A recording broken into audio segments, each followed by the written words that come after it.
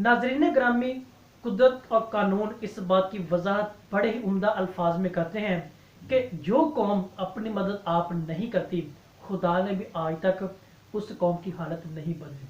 Sir Syed भी इसी हवाले से बात करते हुए नजर आते हैं कि खुदा भी उन लोगों की मदद नहीं करता है जो अपनी मदद आप नहीं करते।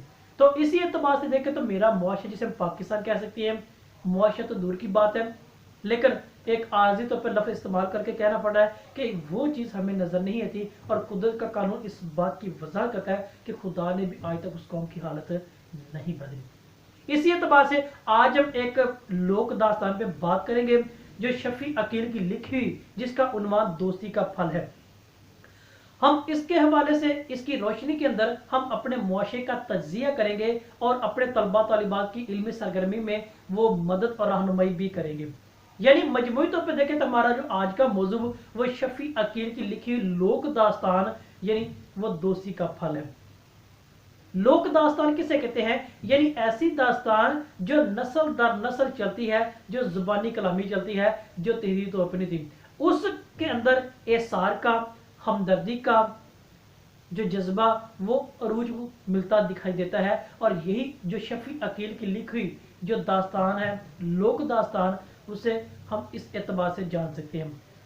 अगर इस एतबार से देखें, इस बात को जानने की कोशिश भी करें, तो ये उम्दा फनपारा हमारे सामने आता है जो हमारे लिए एक सबक आमेजी का वो किरदार भी अदा करता है। अगर दोस्ती के फल का अगर मुख्तसर तौर पर खुलासा देखें तो हमें पहले नंबर इसके जो बुनियादी में 3 से 4 किरदार हमें नजर आते हैं। एक कबूतरों का जोड़ा, गिद्धों का जोड़ा, सांप और चौथा शिकारी।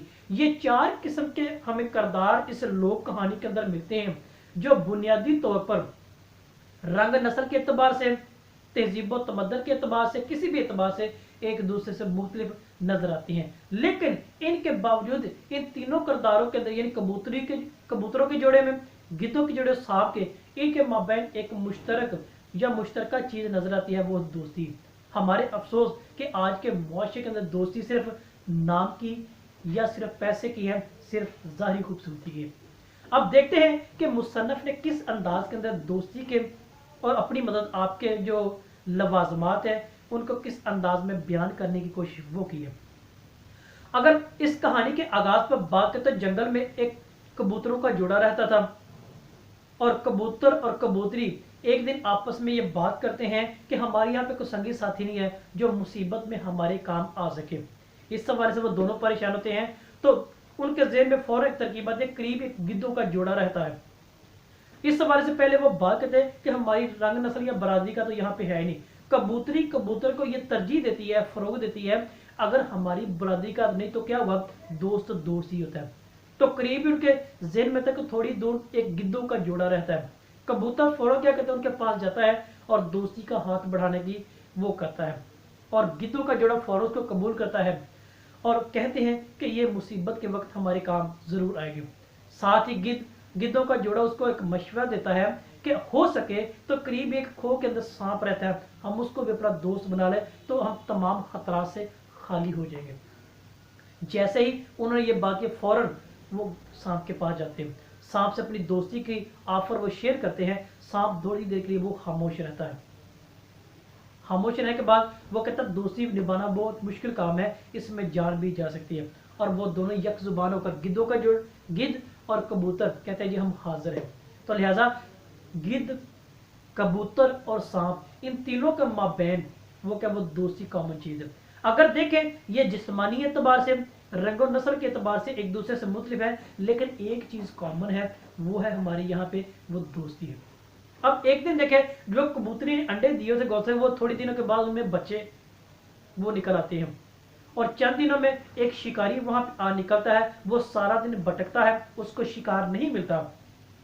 आखिरकार उसकी नजर इसके बच्चों पर पड़ जाती है, तो वो क्या कहता है, वो कुछ नहीं तो कम अज कम ये बच्चे उठा के ले जाए शिकार के लिए। तो वो क्या करता है, रात आहिस्ता आहिस्ता बढ़ना शुरू होती है, अंधेरा छा रहा होता है, तो वो थोड़ी सी लकड़ियां जलाता है ताकि रोशनी के अलाव में तो वो ऊपर चढ़ सके। उसने क्या किया, जब ये चीज देखते हैं कबूतर और कबूतरी दोनों फिक्रमंद हो जाते हैं। कबूतर कहते हैं फौरन मैं अपने दोस्तों गिद्धों को बुलाता हूँ। कबूतरी कहती है नहीं, जो अपनी मदद आप नहीं करता दूसरा उसकी मदद नहीं करता है। ये एक इंतहाई लम्हा फिक्रिया हमारे लिए। अब वो बेजुबान होकर, परिंदे होकर इसको बात को तरजीह देते हैं। हम इंसानों पर ये चीज नहीं करें। वो क्या करते हैं, करीबी एक दरिया बह रहा है तो अपने पूरे परों में पानी लाते हैं, आग पर फेंकते, आग बुझ जाती है। फिर दूसरी तरफ वो आग जलाता है तो दोनों कबूतर कबूतरी करते हैं, पानी उस पर आगे छिड़कते हैं, वो खत्म हो जाती है, बुझ जाती है। थोड़ी जब तीसरी दफा वो बड़ी लकड़ी इकट्ठा करता है, उनको इकट्ठा कर जलाता है ताकि अब ना बुझ ना सके। अब वो ज्यादा फिक्रमंद होते, अब क्या करें। तो कबूतरी कहती अब हमें अपने दोस्तों को बुलाने की जरूरत है। तो कबूतर फौरन जाता है गिद्धों के पास, अपनी सारी कहानी बताता है। वो ना आओ देखते ना तो बगैर सोचे समझे फौरन उसके साथ है। और वो फिर वो चारों क्या है, वो पानी भर के अपने परों में लाते हैं दरिया से और उधर फेंकते हैं, आग फौरन बुझ जाती है। शिकारी तिलमिला जाता है, परेशान, ये मामला क्या है। शिकारी इरादा करता है कि मैं अपना शिकार लेकर ही जाऊंगा। वो उधर कपड़ा बिछाता सो जाता है। अब वो फिक्रमंद हो जाता है, ये तो शिकारी हमारे पीछे पड़ गया, ये हमारी जान ही छोड़ेगा। अब वो क्या करते हैं, वो गिद्ध और कबूतर सांप के पास जाते हैं और कहते हैं कि इस तरह का मामला है। वो सारी दास्तान बताया और सांप कहता है बेफिक्र होकर तुम चले जाओ, मैं संभाल लूंगा सुबह। अब वो सारा रात वहां पर रहते हैं। सुबह यूं ही वो शिकारी उठता है, वो कबूतर और कबूतरी के बच्चों को शिकार करने के दरख्त के साथ करीब जाता है तो सांप उसको पुकार आता है। वो क्या करता है, परेशानी की वजह घबरा जाता है। वो क्या क्या वो हवास बहाता हो जाता है और वो सब कुछ छोड़ छाड़ कर अपनी राह लेता है और आज तक उस शिकारी का पता नहीं चला।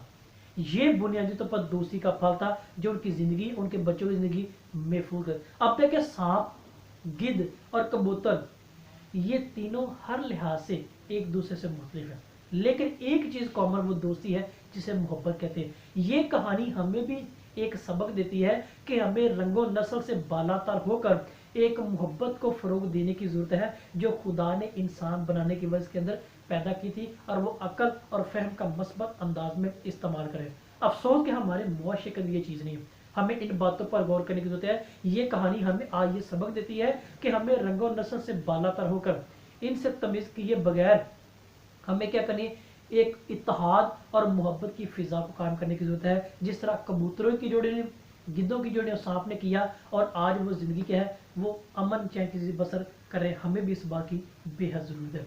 इसी बात को सोचिएगा, इनको अमल करने की कोशिश भी जरूर कीजिएगा। आप सबका बहुत शुक्रिया।